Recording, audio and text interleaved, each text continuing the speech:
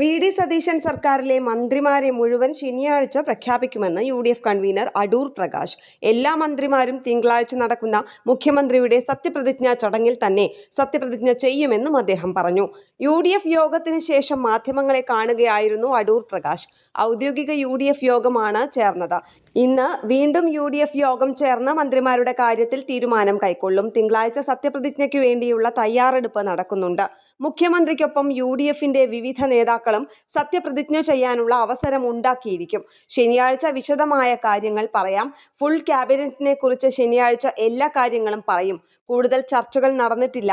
ഔദ്യോഗിക യോഗം മാത്രമായിരുന്നു നടന്നതെന്നും അടൂർ പ്രകാശ് പറഞ്ഞു. ചർച്ച തുടരുമെന്നും ബാക്കി കാര്യങ്ങൾ വഴിയെ പറയാമെന്നും മുസ്ലിം ലീഗ് നേതാവ് പി.കെ. കുഞ്ഞാലിക്കുട്ടിയും പറഞ്ഞു.